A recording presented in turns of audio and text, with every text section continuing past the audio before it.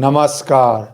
All you people have been constantly saying that I am doing too much of Hindi content and not speaking on English platforms, and people whose primary language is English want to hear certain things on what is happening with respect to India, with respect to the world, with respect to the global agenda, in which, because India is constantly rising on its economic scale, on its scientific scale, on its population, on its military power. So there is a lot of realignment going on in the world, and that is creating a lot of heartburn in various quarters. So I will try to do English content a little regularly. So please do subscribe and follow the channel. Today I am going to talk about the absolute panic, the global meltdown in the entire leftist media after the consecration of Ram Mandir.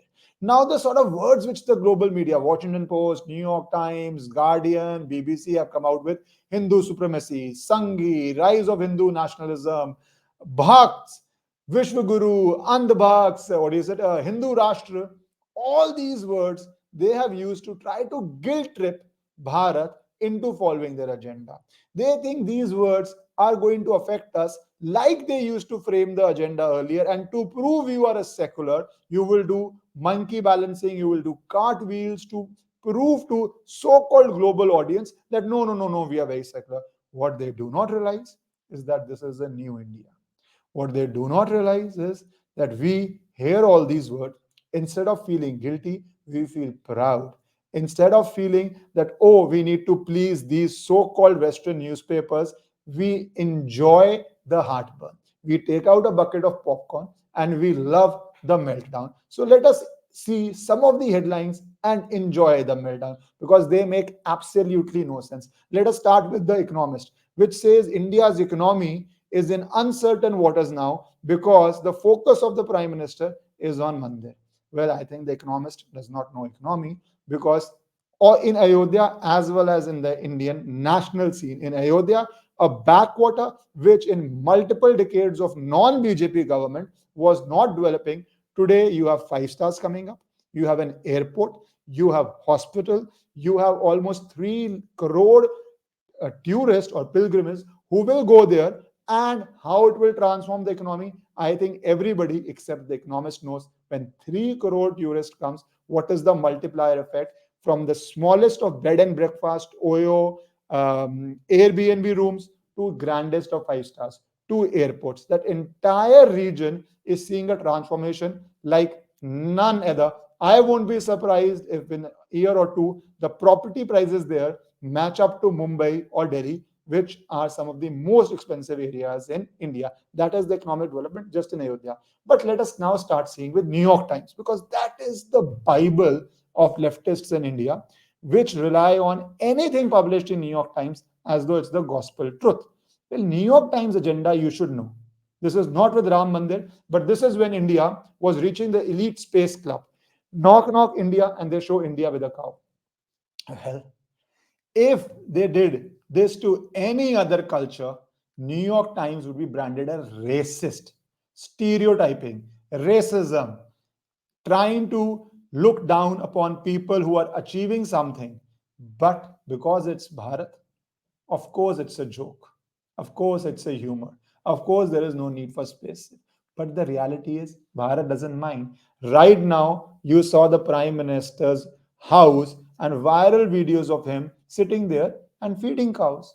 We are proud of ourselves. As I said, every insult you give is something which you think is an insult. Calling somebody a bhakt, you may think is an insult.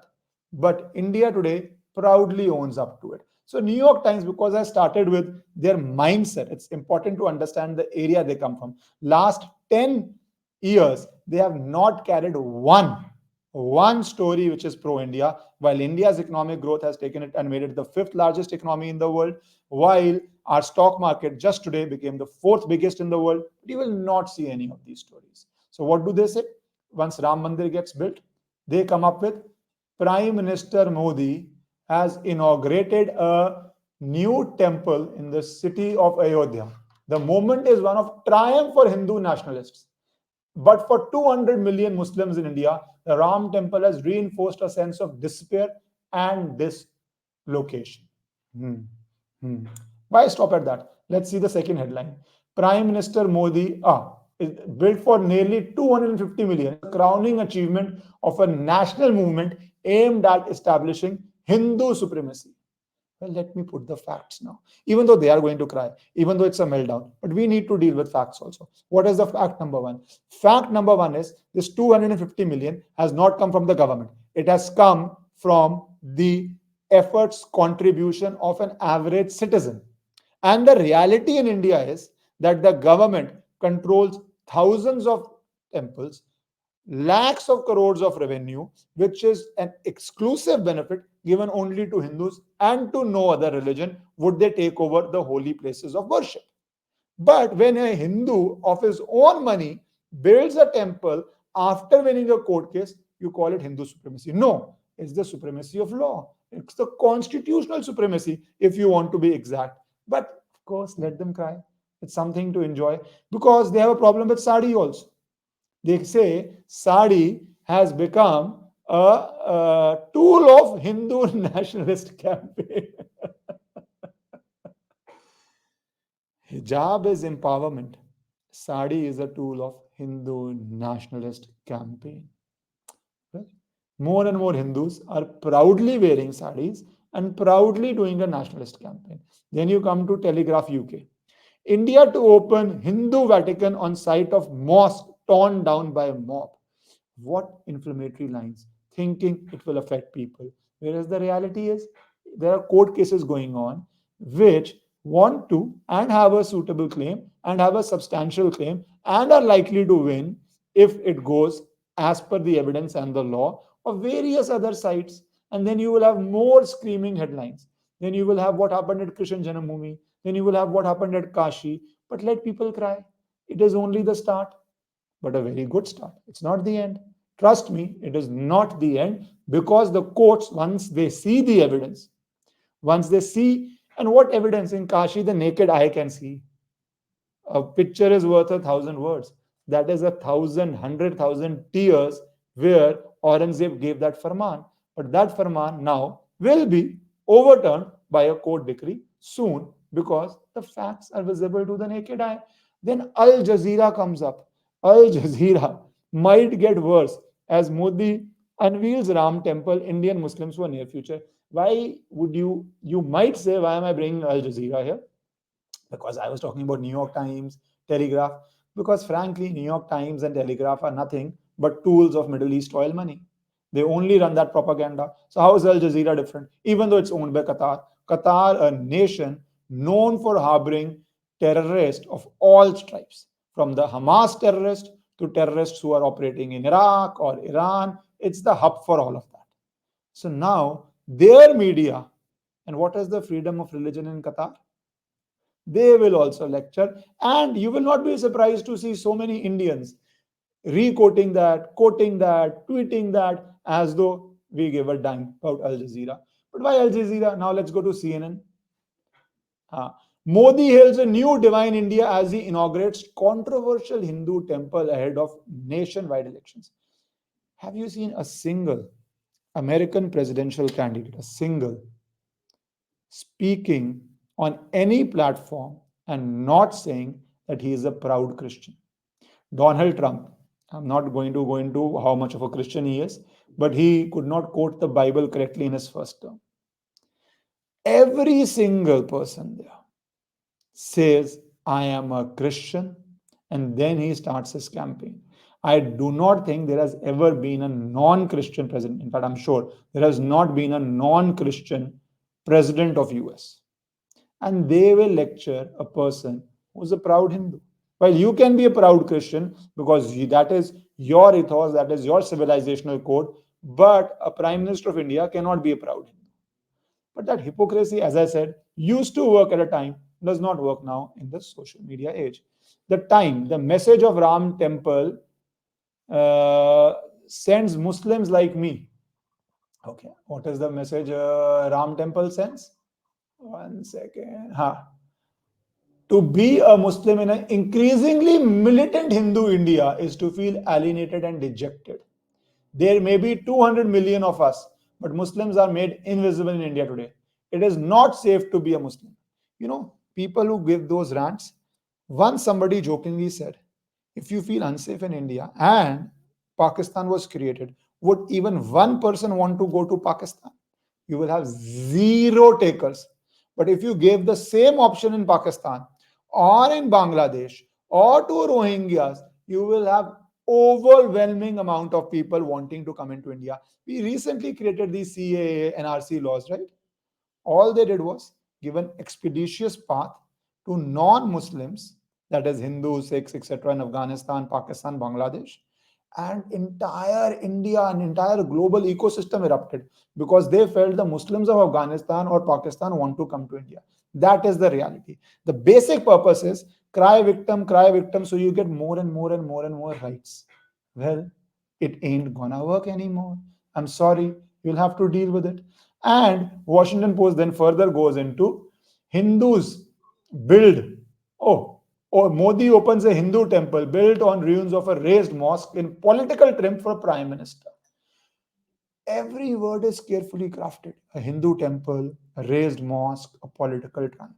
Well, the political triumph, I agree, because there were people who were actively. I was in the Supreme Court when the Ram Mandir case was argued. Every day I was in the Supreme Court. And what was said? Let's have this case after 2019.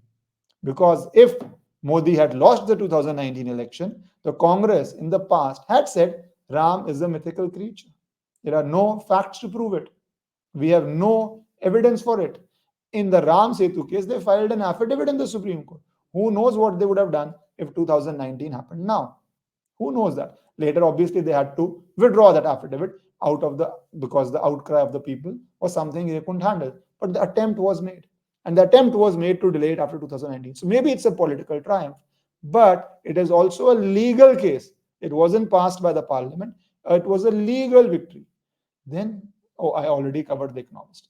Now let us come to the time, which comes up with Hindu supremacy. Whom does it use? Madam Audrey. And I don't know I can't pronounce the surname, whatever, Trushki, Ushki it is. And who is she? She is the one who wrote a book saying Aurangzeb protected more Hindu temples than he destroyed. Aurangzeb, who proudly said, I'm breaking mandirs, who issued farmans for it, gets covered. As I told, the narrative building from all these media, from BBC News World inaugurates a huge Hindu temple, to Time, to Washington Post, to New York, is something which gives a quiet sense of satisfaction. And I'll tell you why it gives a quiet sense of satisfaction. Egypt, Iran, Iraq, entire Europe, every place they destroyed the ancient civilizations. Mayan, Aztec, is so many, they destroyed all of them. None of them recovered. None. Some went to one side, some went to the other side, but the way they lived, the way they had their temples, the way they had their customs, the way they had their way of living, all destroyed.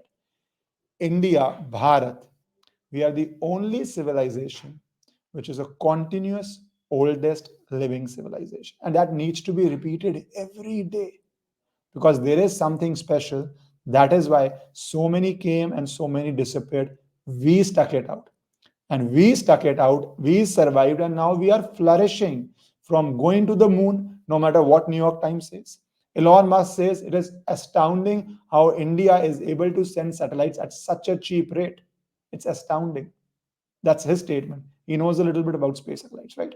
So that achievement from space to knowing our civilizational roots, because they are a source of strength.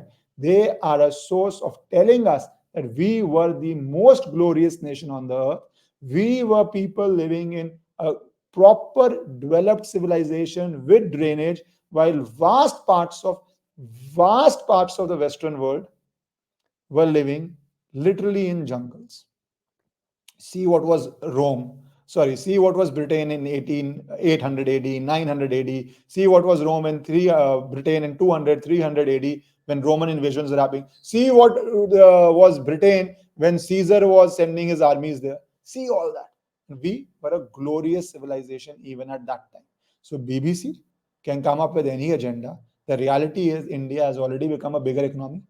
The reality is it is India's rise which is troubling them, which is panicking them.